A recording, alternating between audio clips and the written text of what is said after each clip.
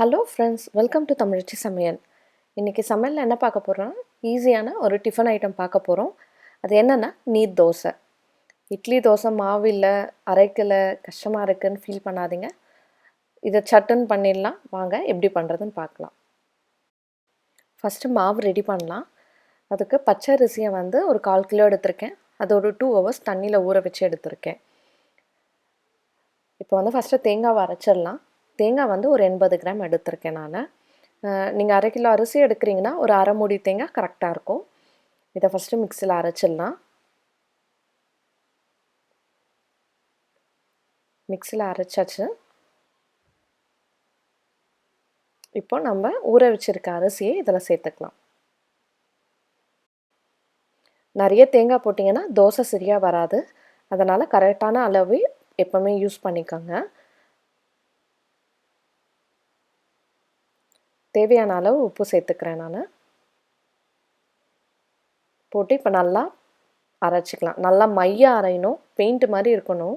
அந்த அளவுக்கு நல்லா நைஸாக அரைச்சி எடுத்துக்கணும். நல்லா அரைச்சாச்சு. இப்போது இது ஒரு பாத்திரத்தில் மாற்றிக்கலாம். நம்ம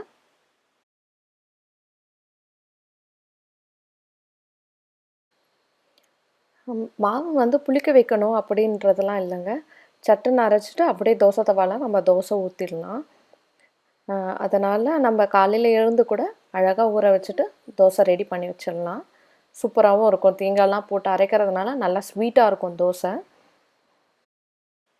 பாத்திரத்தில் மாற்றியாச்சு. கொஞ்சமாக கடைசியாக மிக்சியில் தண்ணி ஊற்றி அதையும் நான் இதில் சேர்த்துக்கிறேன். சேர்த்துட்டு நல்லா கலந்து விட்டுக்கலாம். நீர் தோசைன்றதுனால நல்லா தண்ணியாகவே இருக்கணும். தோசை பதத்தோடு நல்லா தண்ணியாகவே இருக்கணும். அதுக்கேற்ற மாதிரி தண்ணி ஊற்றி மிக்ஸ் பண்ணிக்கோங்க. ஒரு கப் தண்ணி ஊற்றுனீங்க கரெக்டாக இருக்கும். நான் மிக்ஸி ஜாரில் 1 கப் தண்ணி தான் ஊற்றினேன். இப்போ நம்ம சைட் டிஷ் ரெடி பண்ணிடலாம். அதுக்கு ஒரு கடாய் வச்சுருக்கேன்.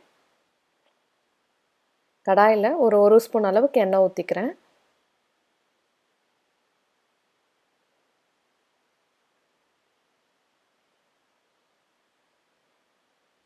எண்ணெய் சூடானதுக்கப்புறமா 1 ஸ்பூன் உளுத்தம்பருப்பு சேர்த்துக்கிறேன்.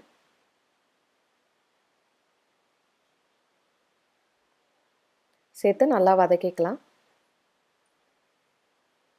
இது கோல்டன் ப்ரௌன் கலரில் ஆகணும். அது வரைக்கும் வறுத்துக்கலாம். நல்லா கோல்டன் ப்ரௌன் கலர் ஆகிடுச்சு. இப்போ ஒரு துண்டு இஞ்சி அதையும் போட்டு நல்லா வதக்கிக்கலாம். இப்போது ஒரு 2 பல்லு பூண்டு அதையும் இதில் சேர்த்துக்கலாம்.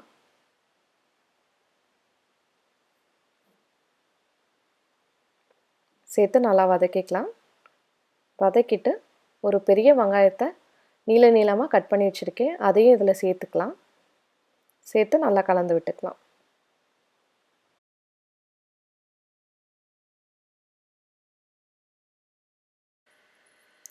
வெங்காயம் வதங்குறதுக்கும் சட்னிக்கு தேவையான அளவு உப்பு நம்ம இப்போ சேர்த்துக்கலாம். சேர்த்துட்டு நல்லா வதக்கிக்கலாம். இது ஓரளவுக்கு வெங்காயம் வதங்கணும். அது வரைக்கும் நல்லா வதக்கிக்கலாம்.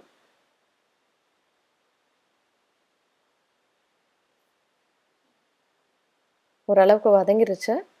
இந்த டைமில் நான் ஒரு காரத்துக்கு ஏற்ற மாதிரி ஒரு 2லேருந்து 3 காஞ்ச மிளகா போட்டுக்கிறேன். போட்டு நல்லா வதக்கிக்கலாம். வதக்கியாச்சு. இது நல்லா ஆறட்டும். அதுக்குள்ளே நம்ம தோசையை ஊற்றிடலாம். தோசை தவா நல்லா சூடாயிடுச்சு. இப்போ நம்ம தோசை ஊற்றிக்கலாம். ஒரு கரண்டி மாவு எடுத்துகிட்டு நார்மலாக தோசை ஊற்றுற மாதிரி தான் நல்லா தோசை ஊற்றிக்கலாம். நம்ம சுற்றி கொஞ்சம் எண்ணெய் ஊற்றிக்கலாம்.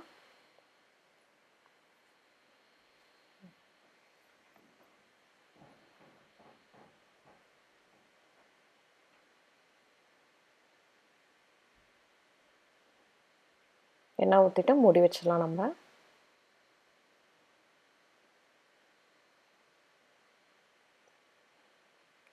திறந்து பார்க்கலாம்.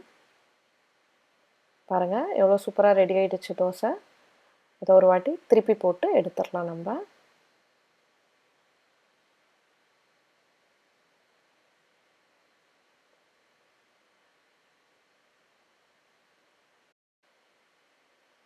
பாருங்கள் எவ்வளோ சூப்பராக வந்திருக்கு தோசை.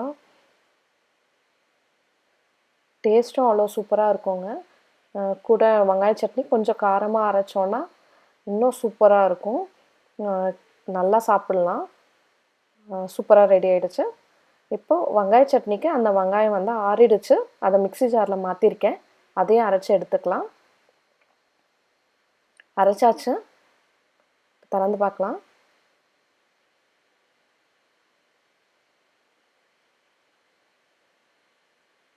நல்லா அரைச்சாச்சு. இது ஒரு பவுலில் மாற்றிக்கலாம் இப்போது.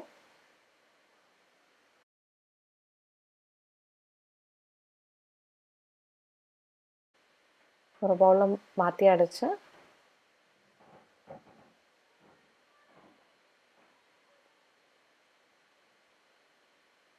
நல்லா கலந்து விட்டுக்கலாம்.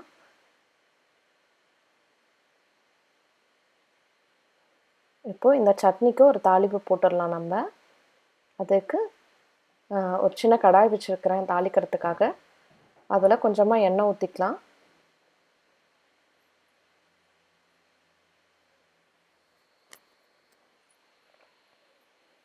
எண்ணெய் ஊற்றிட்டு கொஞ்சமாக கடுகு, எண்ணெய் காஞ்சதுக்கப்புறமா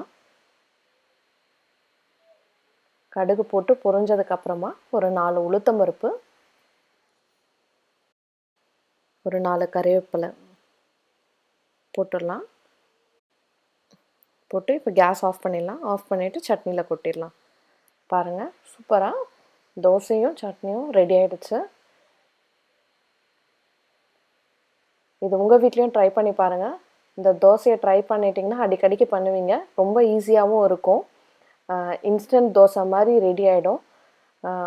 ட்ரை பண்ணி பார்த்துட்டு எப்படி இருக்குன்னு கமெண்ட் பண்ணுங்கள். மறக்காமல் என் சேனலை லைக் பண்ணுங்கள், ஷேர் பண்ணுங்கள், ஓகேம்மா, சப்ஸ்கிரைப் பண்ணுங்கள். தேங்க்ஸ்.